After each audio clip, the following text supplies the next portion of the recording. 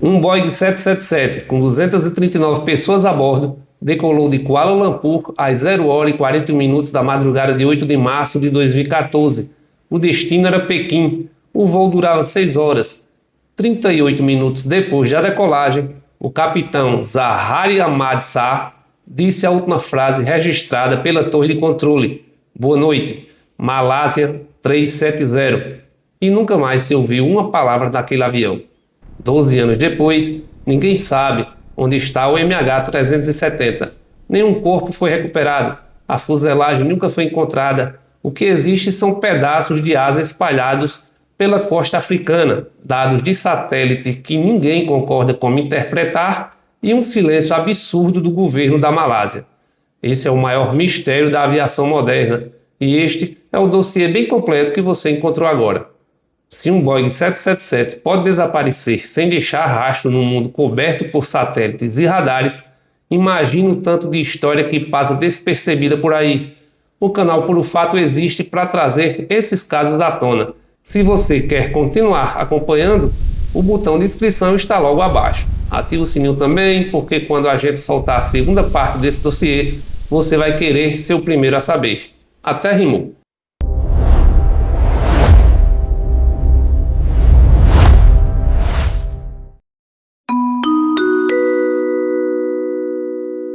O voo MH370 era operado pela Malaysia Airlines e saía todos os dias da capital malaia com destino a Pequim. A aeronave era um Boeing 777-200ER, matrícula 9M-MRO, equipada com 2 motores Rolls-Royce Trent 892. Tinha 53 mil horas de voo acumuladas. A última inspeção de manutenção tipo A foi feita em 23 de fevereiro de 2014, 13 dias antes do desaparecimento. O avião estava em conformidade com todas as diretrizes de aeronavegabilidade.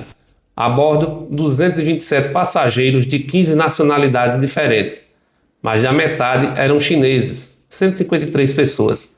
Havia um grupo de artistas calígrafos que tinham acabado de expor em Kuala Lumpur, 2 iranianos viajando com passaportes europeus falsos, um casal malaio em lua de mel, famílias com filhos menores de idade e até um dublê do ator Jet Li. Na cabine de comando, o capitão Zaharie Ahmad Shah, 53 anos, veterano com mais de 18 mil horas de voo, e o copiloto Farik Abdul Hamid, de 27 anos, que estava em uma de suas primeiras operações reais no 777, depois de sair do simulador. Às 0h41, hora local da Malásia, o MH370 decolou do Aeroporto Internacional de Kuala Lumpur.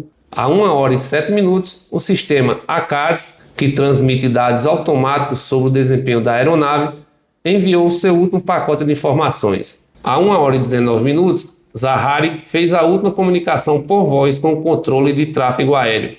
2 minutos depois, a 1h21, o transponder do avião foi desligado. Era exatamente o momento em que a aeronave cruzava a fronteira entre o espaço aéreo malaio e o vietnamita. A partir daí, o MH370 desapareceu do radar civil. Só que ele não desapareceu por completo. O radar militar malaio continuou rastreando o avião por mais 1 hora. O que esse radar mostrou mudou tudo.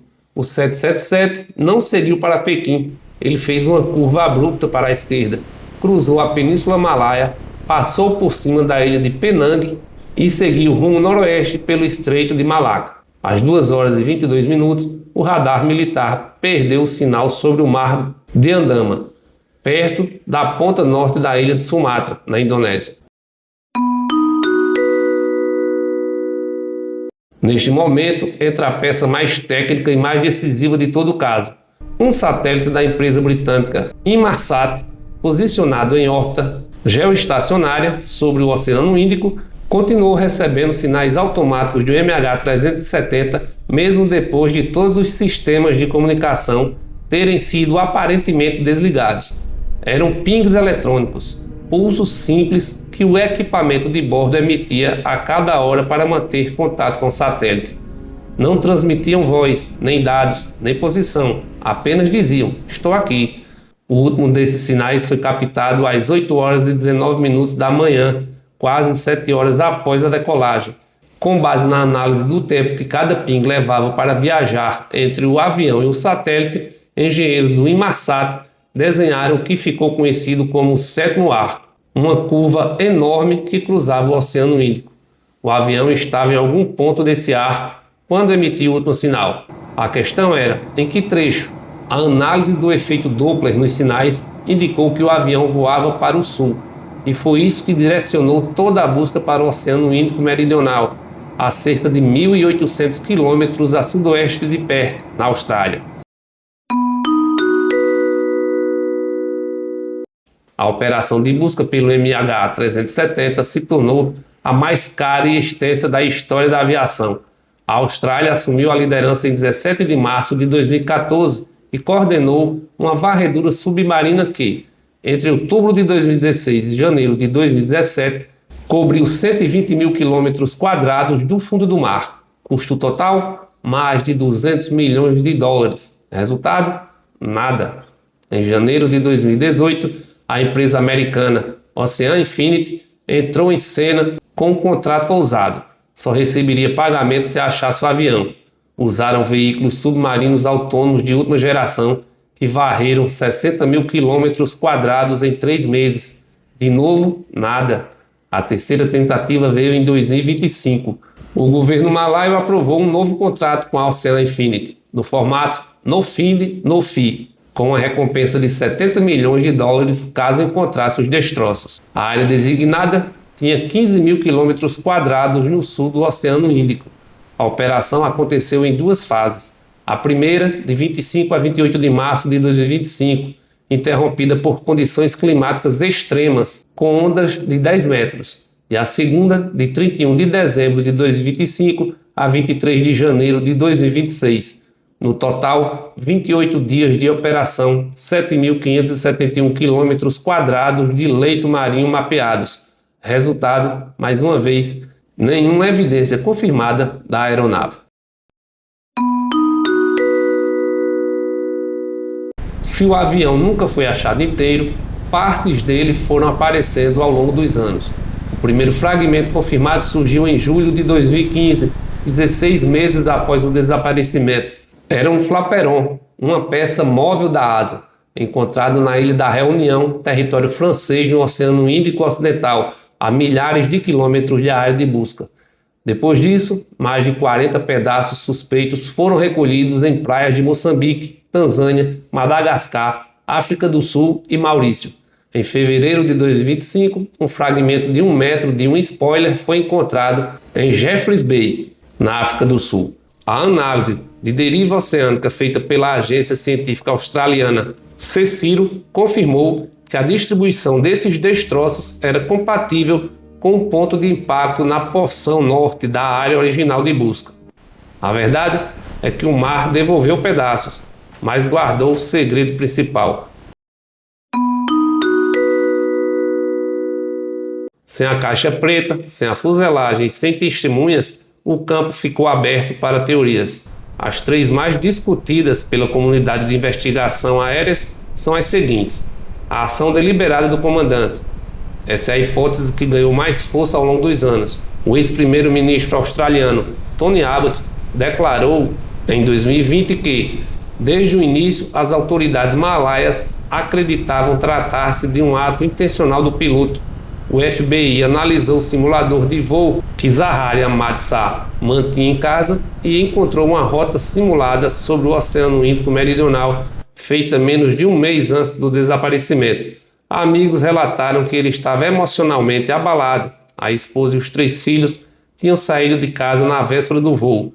A investigação policial também apurou uma ligação de 2 minutos feita para o celular de Zaharie, antes da decolagem, de um número registrado com identidade falsa. A família nega qualquer envolvimento e a investigação oficial malaia de 2018 declarou que não encontrou evidências conclusivas contra o piloto. Outra teoria é de falha mecânica catastrófica. Alguns especialistas defendem que o incêndio ou pane elétrica pode ter incapacitado os sistemas de comunicação e, gradualmente, a tripulação.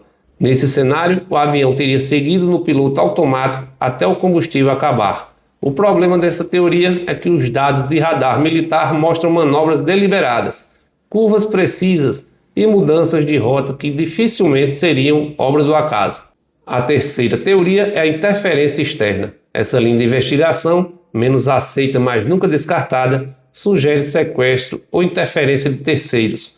A investigação oficial malaia afirmou que não podia excluir a possibilidade de interferência ilícita por parte de terceiros.